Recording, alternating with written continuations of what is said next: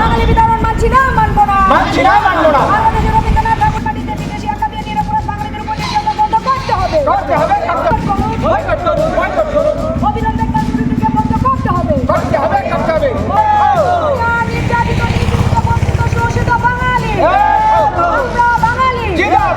আমরা বাঙালি। আমাদের কর্মসূচি, আমাদের এই যে বিক্ষোভ, সেটা হচ্ছে আপনারা জানেন আজকে বাংলাদেশের কি বলবো, এই যে নতুন সরকার, তত্ত্বাবধায়ক সরকার আসার পর থেকে গত 5ই আগস্ট গত বছরে আজকে বাংলাদেশ এবং ভারত গোটা উপমহাদেশ জুড়ে বাঙালিদের উপর একটা গভীর ষড়যন্ত্র চক্রান্ত চলছে। বাংলাদেশে যেটা চলছে, ধর্মীয় সংখ্যালঘু হিন্দু বাঙালির থেকে শুরু করে তাদের উপর বিনা দোষে আক্রমণ, আঘাত, নারীদের নির্যাতন, শ্লীলতাহানি থেকে শুরু করে এই অত্যাচারের কারণে বিচার না পেয়ে অনেকে ছুটাছুটি করছে বাঁচার জন্য।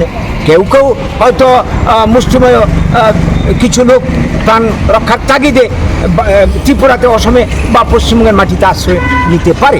এটা দেখার দায়িত্ব গভর্নমেন্টের। সিকিউরিটি আছে, বিএসএফ আছে, কাঁটাতারের বেড়া আছে। এরপরে যদি এইভাবে তারা আসে, তাদের বিরুদ্ধে যেটা দেশের মধ্যে আইন আছে, আন্তর্জাতিক আইন আছে অনুপ্রবেশের, সেই ব্যাপারে গভর্নমেন্ট ব্যবস্থা নেবে এবং তাদেরকে মানে ফেরত পাঠানোর ব্যাপারে যা করার তা করবে। কিন্তু এই ক্ষেত্রে মানবতাকে বিসর্জন দেওয়া চলবে না, এটা কোনোদিন হয় না। মানুষ বিপদে পড়লেই এক দেশ থেকে আরেক দেশে, আজকে যে সারা পৃথিবী জুড়ে যুদ্ধ চলছে, এই যুদ্ধের পরিস্থিতিতেও তো এক দেশে মানুষ আরেক দেশে বাধ্য হয়ে যাচ্ছে। সেখানে কি তাদেরকে গারদে পোড়া হচ্ছে, তাদের পিঠের চামড়া তুলে নেবে, এই কথা বলছে কেউ? করছে না তো। কিন্তু এইখানে, এই রাজ্যে, এই দেশে এই কথাগুলি বলা হচ্ছে বাঙালিদের বিরুদ্ধে, পিঠের চামড়া তুলে দেবে, তাদেরকে ডিটেনশন ক্যাম্পে ঠেলে দেবে। এই যে বিষয়টা, এটা জাতি বিদ্বেষ থেকে এই ধরনের কথাবার্তা আজ উঠে আসছে। তো এদের বিরুদ্ধে এই সমস্ত কথাবার্তা যারা বলছে, তাদের বিরুদ্ধে আমাদের আন্দোলন। আজকে আপনারা লক্ষ্য করুন, মানে এইখানে ত্রিপুরাতে, পশ্চিমবঙ্গে বা বিভিন্ন জায়গাতে আজকে এই বাংলাদেশে ঘটনার জের ধরে স্থানীয় মানুষ যারা গুজরাটে ব্যবসা করছে বাঙালি, মহারাষ্ট্রে কাজের জন্য গেছে বাঙালি, উড়িষ্যাতে কাজের জন্য ছুটছে বাঙালি, সেইখানে তারা বৈধ কাগজপত্র দেখে বাঁচতে পারছে না, তাদেরকে বাংলাদেশি আখ্যা দিয়ে বাংলা ভাষায় কথা বলছে, দোকানের সাইনবোর্ড বাংলায় লেখা, এটাই তাদের অপরাধ।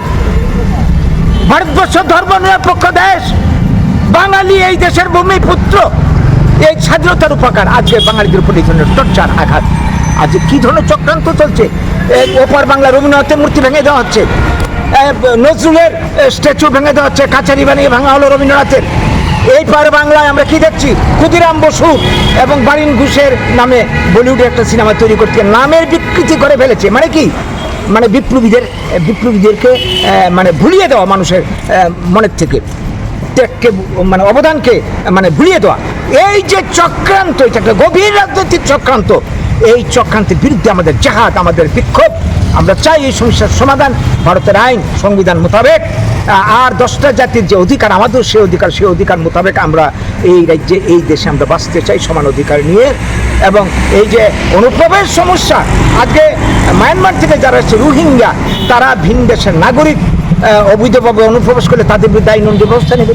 বা ওপার বাংলা থেকেও যদি কেউ আসে বাঁচার প্রশ্নে, তাদের জন্য মানবাধিকার চিন্তা করে সমস্যার সমাধান করবে।